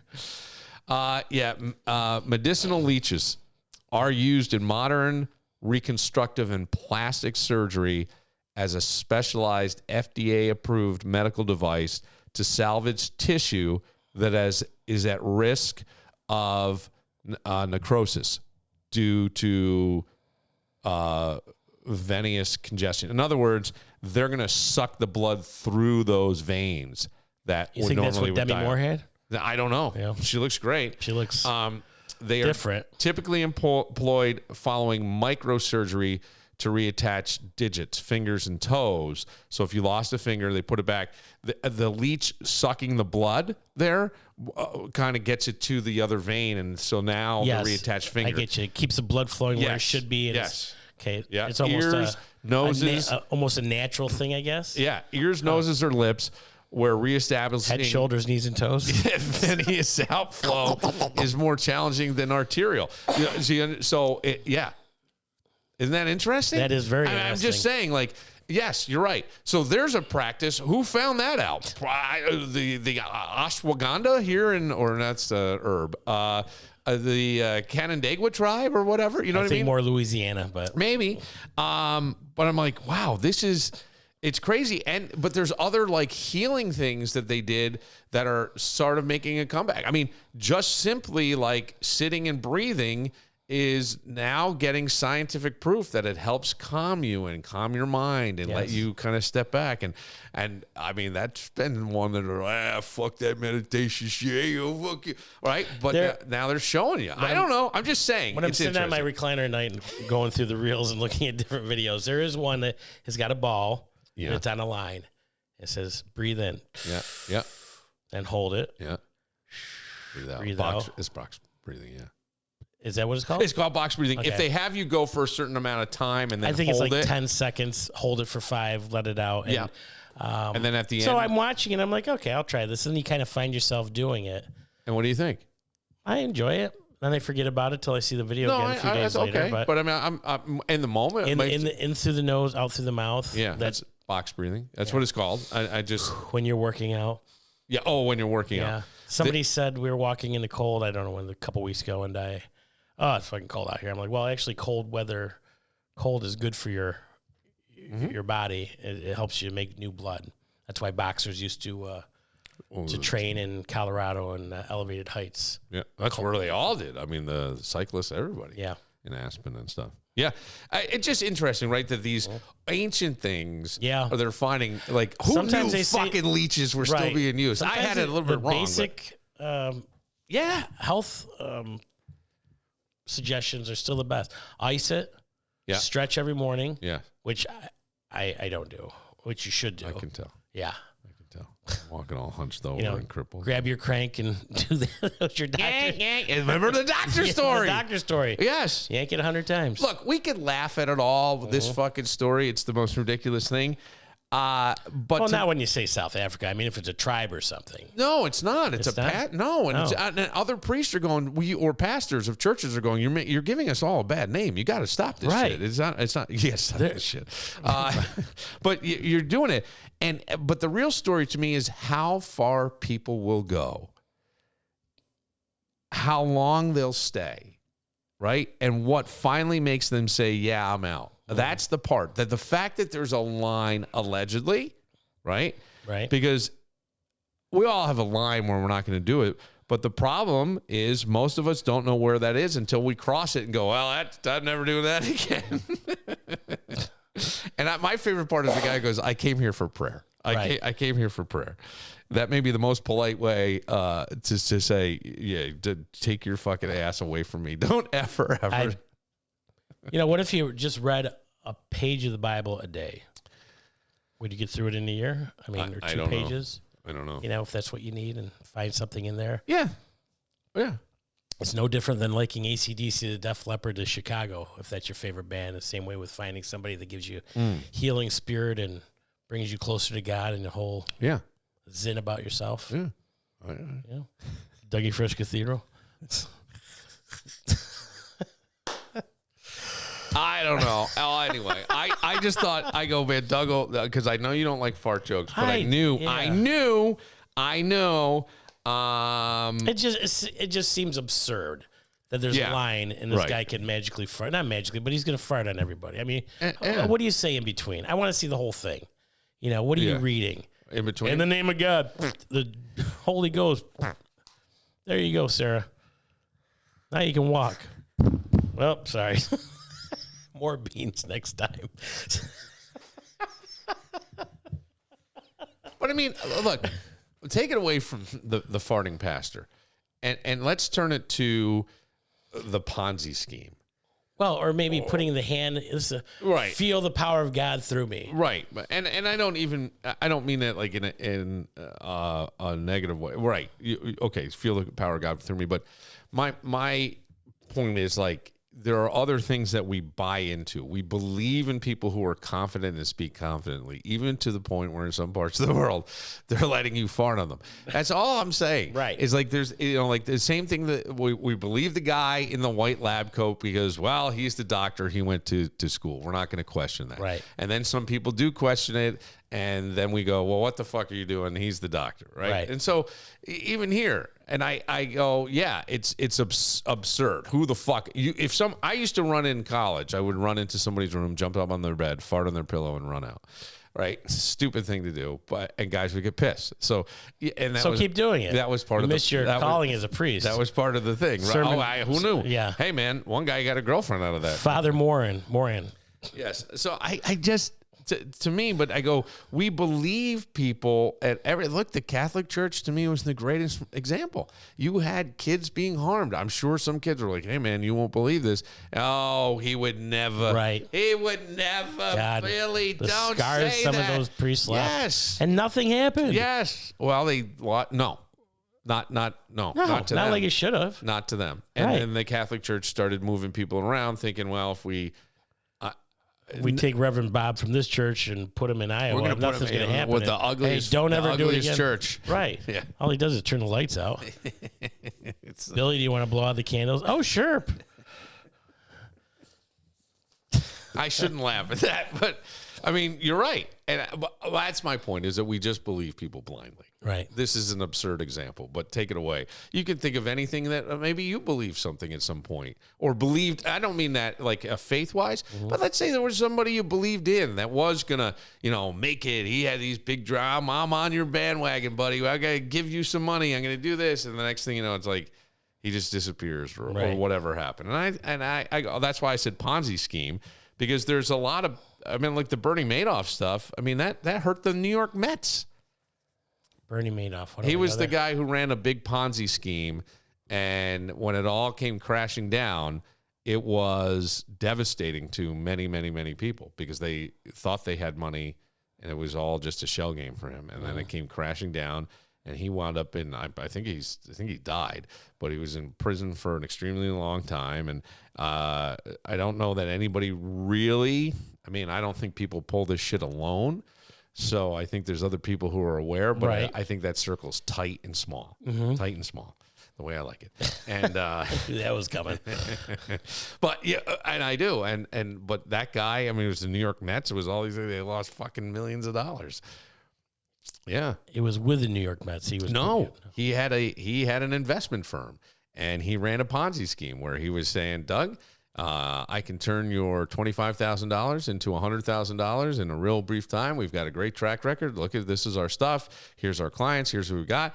Boom, give me your money. And he did that. And what he would do is go live off of it, and then get somebody else, and then take their money and pay you back. Right. I know that Ponzi scheme. And then I didn't know how the Mets were involved with it. The Mets invested. They bought. Yeah, they were.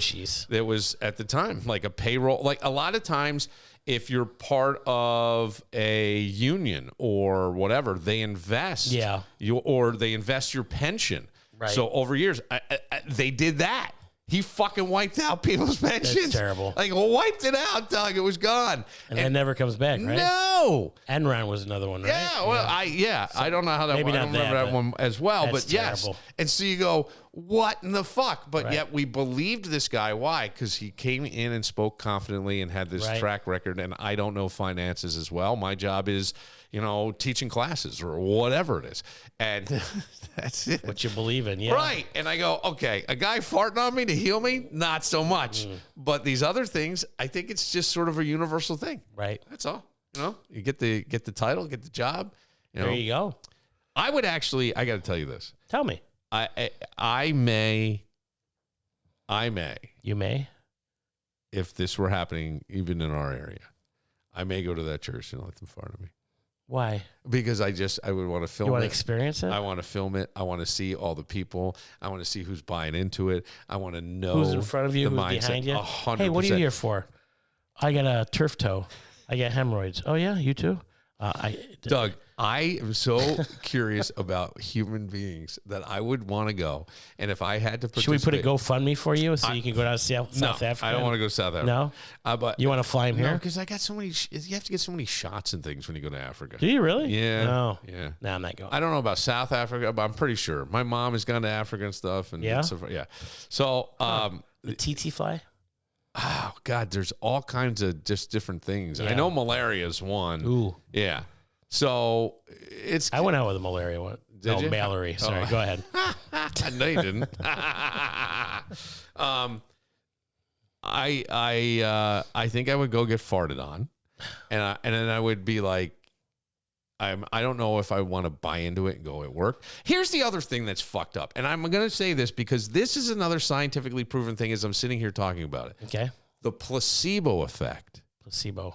You know what the placebo is, right? Not really. Okay, so there have been medical studies that have been done that if I explain to you what a certain medication is doing for you, whether it be a medicine for something like anxiety or something like liver failure, right? That it actually works better because you buy into it. Yes. Placebo is you think you're on the medicine, but it's a sugar pill. You're right. Right? Yes. And I have heard of it. I haven't thought about it in a long time. And there's so many times in studies where they go, the placebo got just as well. Well, why? Because you believe the medicine. Yes. So it's all about what you truly believe. If that doesn't show you that all of life is lived in your fucking head, right? It's crazy. So if someone truly believes that this motherfucker's back end wind is gonna, save the, I don't know, their kidneys, whatever, and it does, all he needs is one. But that person believing fervently. So much, yeah. Yeah, I wonder if he sells I think can fart. Yeah, you knew exactly where I was going. I'm wondering if he's got. I can't get to all you today, but please feel free. I rub my ass on all these handkerchiefs. Yes, or $5 donation. Or please come in for a mere $25. We have jarred. I have farted in these jars, and it has been what capped if he just and has sealed. 15 fans behind him and drops his trowel and just farts on a whole congregation? Yeah. I'm healing everybody today. Yeah. Now you can't. I mean, I would hope that it was the worst, deadliest fart. You know what would be a great experiment is seriously, take a ad out on Craigslist. I know. It's not as popular as it used to be. Take an ad to be out farted on and just say that you are Pastor so-and-so and you have had a visit from the Lord, and the Lord blessed your asshole. You were sleeping, and the Lord came down, thought your head was on the pillow, but you were at the other end of the bed. Blessed your asshole, and now, if you are desperate, if you have diabetes, glaucoma, can't walk, if you are dealing with any kind of ailment. Hemorrhoids, asteroids, low gas mileage. You come right over to my house. Dougie Fresh is going to put one on you. All you do is lay down, lift your shirt up. Excuse me. And we're going to make the Lord God come from my ass to your chest and heal you today. Excuse me. Breast cancer, whatever it is. You come and my back end, the wind that comes out of my back end. I could just say, let me rub one off on your chest and... There you go. Rub it into you. There you go. The I have the healing lotion. God. Yes. You could say I have got my patented 2-ball elixir. That will heal you. Terrible. We got Easter right around the corner. I understand, but my point is that people are desperate. People are desperate, and that is the part that this is where we get mad. But come on. Jim and Tammy Faye Baker, all the televangelists for fucking ever. Come on. Right. Come the fuck on. So we've all... you got to hear Sam Kinison. If you ever remember him, oh, God. He went off on the fucking Jerry's Kids. Yeah. Right? He brought some kid out, and he goes, you're giving him a show. Yes. That's what you want. Yes. And he took that, went to comedy, and Steve Martin, I don't know if you ever saw Leap of Faith. He plays an evangelist, a traveling pastor. Yeah. With Deborah Winger, and Liam Neeson plays a cop, and they're having this talk outside his bus. He goes, "You know what? New York City, you get $60 for this show I just gave you." Yeah. He goes, "Right now they're giving me $5-10, and they're leaving feeling good about themselves. Right?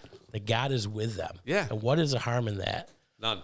None. In a way, right? I mean, except for the fact that I mean, how many people throughout the history of the world have used God in a bad way? Look, there are when we've talked about natural healers and stuff, there are people that make money as shaman and Reiki and all that. Is there anything tangible? No. Can it help? It seemed to have been scientifically proven that yes, there are people who benefit from it. Is it everybody? No. Why? Because they probably don't fully buy in, and it is all about your mind. So that makes you say, can I heal myself? Do I have that own power to heal myself? And the answer is, I think, yes. I often think that the God conversation is fucked up. I think the Bible was misinterpreted in some ways, and it's been interpreted through so many languages. How could it not be? How could it not be? And written at different times in the world, the different times. So how could it not be? But I do think that they're finding more and more that Jesus is like, yeah, you're all made of the Father. You all have the same abilities as me. You all could do this, but you have to be focused, pure, divine, nothing else. And that's it. I don't know. But the error is human. Right. Well, so did he. He sinned. You know? I mean, he did? Yeah. Oh. Yeah. What did he do? He was weeping in the garden because he sinned, and I forgot what the sin was. Well, he slapped Mary Magdalene on the ass. I don't remember, but there was something. And was she a prostitute? I'm not sure if Mary was, but there were prostitutes. Yes. We'll take a moment. I want to do something a little different. Okay. Yeah. And we'll get to that right after. You never think you're going to need a personal injury attorney until you do. It's not something you plan for. You know, 1 minute you're just living your life. Next thing you know, you're dealing with an accident, an injury, missed work, and a whole lot of stress you didn't ask for. And here's the truth. Insurance companies, they've got a plan. They know exactly what they're doing. The question is, do you? That's why if it's me, I'm calling Connors and Ferris. They know the system, they know how to fight, and more importantly, they know how to take care of people when things get messy. You're not just a case file to them. They walk you through it step by step and make sure you're not getting pushed around when you're already down. So if life throws you one of those moments, don't try to figure it out alone. Call Connors and Ferris or visit connorsandferris.com with offices in New York City, Syracuse, Rochester, and Buffalo.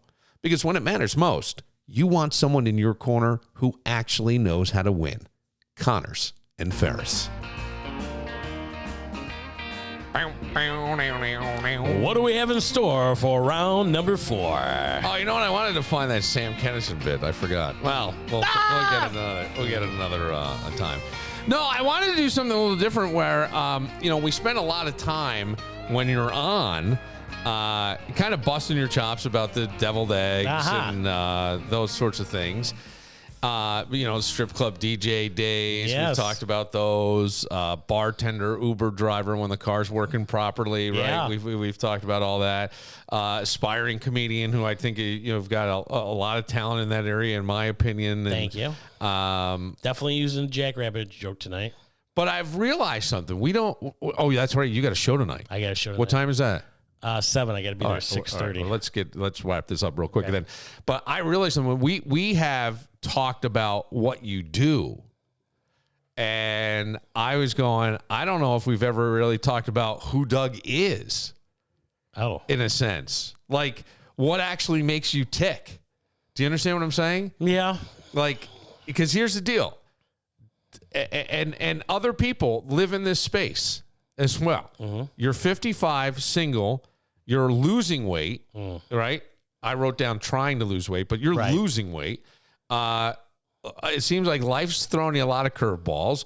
Right now, I don't know. I think there's something really interesting in that space when you're not 25 trying to figure it out, but you're also when not you're 55 trying to figure it out. What is that like? I mean, honestly, and I'm sort of there too, right? Because I'm doing this and I'm back at school and I'm not right, and I'm trying to figure it out. I how many times have I fucking just moved the lights today for you? Right. Trying to make me look good. That's a tough job in itself. I'm just saying, you're not young. I'm not young. Right. And I go, it's interesting, and I'm just curious, like, what does a good day for Doug Phelps look like?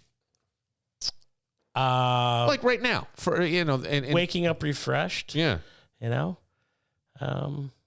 good day. Yeah, or what are you? Smiles and laughter. Yeah, what are you? Are you? Do you feel like you're chasing anything at this point in life? My goals. Yeah. I've got to start working on the breast cancer bowl. The prizes for that. Yeah.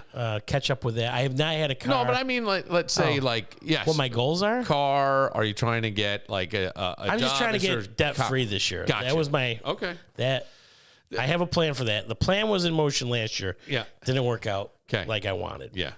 So this year I'm revamp the plan. Try again. Yeah. Just get out of debt. And I'm not that. I'm not $100,000 in debt. I'm very little, but just to get ahead and stay ahead, I guess, and see where comedy goes. Have some more time, focus on that. When you're not making money, it's tough to focus on anything else. Writing something funny when you're seeing the bill when your mind, due next week, and you can't. You know what I mean? Yeah. No, I do. And to force yourself to go through that sometimes is tougher than you think. Yeah. And I think that I think there's a whole group of guys that kind of live in that space as well, or some variation, but very similar. And I think it's something that nobody talks about honestly. Yeah. Honestly talk about. I'd like to get a 45-minute to hour set of comedy together. Yeah. And tape myself and send it to cruise lines and see about maybe getting a job on there. Well, I mean, yes. That's one goal. Right. But here's the thing is like, you bring energy. You do those intros here, right?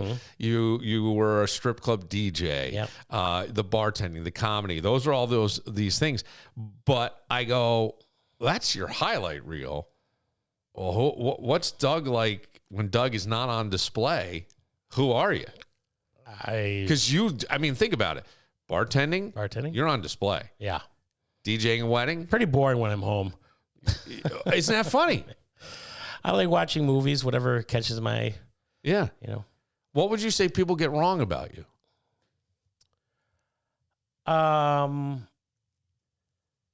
Is there anything? Yeah. I think when they say you shouldn't feel that way, you're mad. You're mad at me. I'm like, I'm not mad at you. I hate when people tell me my feelings. Right. Well, you're not saying anything. Well, it doesn't mean I'm mad at you. They misinterpret who I am. Right. And like if I'm not joking or laughing, they know that I'm just, it's just one of those days, because I'm usually always joking or laughing. Right. And I've tried to tail that back. I don't always have to say something. There doesn't always have to be a joke. But what am I doing at home? I generally watching movies. Would you say you're more introverted than people would think? Yeah. Isn't that funny? Yeah. I'm not always on the go. Yeah. Because this is it's a contrast between that fun guy. I do get stir crazy and cabin fever and wish I'd be outside more. Okay. And not so much at a bar anymore, because I think that time has passed. But golfing or a casino or doing something. I always seem to want to be doing something. I found this week I was really getting bored without being able to work this week and trying to keep active with cleaning. So is that the hardest part if you're being real? Yeah. Just not being able to be as active as... Right. I wrote some comedy down this week. How do you turn I guess the question wouldn't be how do you turn, but how do you not let a negative... Oh, it's tough. It'll be on my mind. Yeah. And I can't get it out of my mind. I wish I could. Some people just let it roll off your back. Yeah, not me. And hang on to and dwell on it. But I think because I don't have other things to think about, family, wife, everything. So that's one thing. Well, do you ever feel stuck? Oh, I have. Yeah. Or do you feel like something's coming that's a good thing? I'm always hoping something's coming. And my friend has said, so you got to get out. You got to go out there and get it. Because I go, if it happens after midnight, Dougie Fresh was involved in strip club DJ, bartender, right, Uber driver, all that stuff. Like the Eric Clapton song. But you have a very interesting resume. I've got a resume. That's a fucking resume, man. Yeah. And I just thought, wow, what an interesting thing. And I do think that there are people who, they may feel stuck right now or whatever. And I go, well, here's a guy who shows up funny all the time. Like shows up with energy no matter really what's going on. Your cat died. Well, that's a hard thing. It is. It is. Anybody who has a pet that they genuinely care about and love, they're a liar if they're like, yeah, whatever. But then I was telling you, one thing I was thinking about as I was driving around and putting it in a comedy act or going to work on it, there is a difference between playing doctor and playing a vet. Oh, yeah. Yeah. Big difference. Yeah. Yeah. Well, it's almost like nursing a cat or something is, I think, easier maybe than nursing a human. I don't know. Because they can't. I would say human, harder, dog, cat. Well, harder and they can't tell you what they need, but. I think more heartfelt or more tears come as the bigger the casket. Mm-hmm. You know, if you bury a gerbil or a hamster or a bird, you flush a fish, then you get up to a cat. Hey, you go downstairs and find an old shoebox and bury sneakers in the backyard. Then you get up to a dog. Yeah. Then you got to start making calls and cremation. And, you know, if your kid has a horse, then you got to look for a friend that has a bobcat to fucking take care of that cost. You do. You got to. You know, so the bigger the coffin, the bigger the tears. Some of it's just the financial of. Without a doubt. It's terrible. Yeah. You know, the family dog, the family pet. You know, and I think, did I give you a Christmas card? I put Rosie in the Christmas card this year. Yeah. And trust me, I love animals, but also there's a place for animals. Don't bring your dog to the bank. I know. Well, you know, PetSmart, they encourage that. Right, sure, but I don't know your dog. Your dog doesn't know me, and I love dogs. I'm dog sitting right now. Don't bring your dog to a bar. They said once. The guy's like, "It's my fucking it's not your service dog." My wife. And then what are you talking about? Then that gives a service dog a bad name. Absolutely, I agree with that. I just think people hear the stories of Doug and the funny things and what they think I'm like. Well, sometimes I'm quiet. Sometimes. Well, there's just this version of that you're just a guy trying to figure it out, like everybody else, just like everybody else. And I just thought that you just have a slightly more interesting resume than most people. Yeah. And I'll tell you what. I did an Uber ride last month, and it was from Churchville to the airport. She was visiting her mother, and we had 40 minutes of talking. And you know, what do you do? I'm like, well, I Uber and bartend, and she goes, oh, I do a podcast. Oh, I DJ weddings. Oh my gosh. And I run a fundraiser for breast cancer. Oh, wow. And I dog sit. She's like, you know what? I've heard more people having, making their way through life doing odd jobs instead of having the corporate job to pay the bills. I got to tell you, like, I found playing music on the radio so boring. Yeah. And I needed to talk and prep and do these things, right? So and I did for a number of years. That was it. It was talk radio for me. And I often, and then out of that would come other things, comedy and, you know, emceeing gigs and being here and being there. And it was never just being the radio personality. There was all this other stuff that went with it. And I think even now with not that I can't sit still. I could vegetate like any human. But I also feel like when I'm at my best, I have multiple things going on. Yeah. I have, you know, the podcast, and we're getting others up and running, and then I'm doing the grad school stuff, and I've got this and I got that, and it's just bing, bing. And I like that. I don't know why. I feel more. Well, I think it's easier for me when I have more stuff going on to balance those plates. Yeah. You know? Right. I can't work, so I can't do this and I can't do that. But I am working, then I'm going to make a list. And I got to do this today. Right. You know, I'm driving till 4:00. I'm going to go out and get donations till 6:00. And then I'm going to write some jokes from 7 to 8. And, you know, when you're multitasking, that's what you're used to. And that's what you feel more comfortable with. Yeah. You know, not just watching TV all day. I was thinking about it this week. I'm like, I'd go out of my mind if I didn't have a job. Sure. Well, I would go out of my mind if I had a job where I had to punch a clock. Yeah. That sometimes I just don't like that. And I don't necessarily like having a job where I have to be. Well, I look online and I have to be told what to do. Right. In Indeed.com. And I'm like, I don't even know what I'd be qualified for. Yeah. Right. You know? Right. But it is a gig economy now. So like the dog walking and all that stuff, and you could put, or watching, excuse me, and you could put together a website if you wanted to. You could put together a website for that. You could put together a website for You could start your own DJing. Facebook page for that. And but even with the website, you could have live cams in certain rooms of your house, you know, on all of them. Right. Where you could see the dogs or whatever. Yeah. You know what I mean? If you want that in your bedroom. You know, there you go. And then next thing I know, Doug's on OnlyFans and he's running with some dogs. And he's Only roughs. Only wolves. Dougie Fresh. Woo! Thank you for your patience. Absolutely. Anything for you, my friend. I'm Bill Moran. We'll see you next time.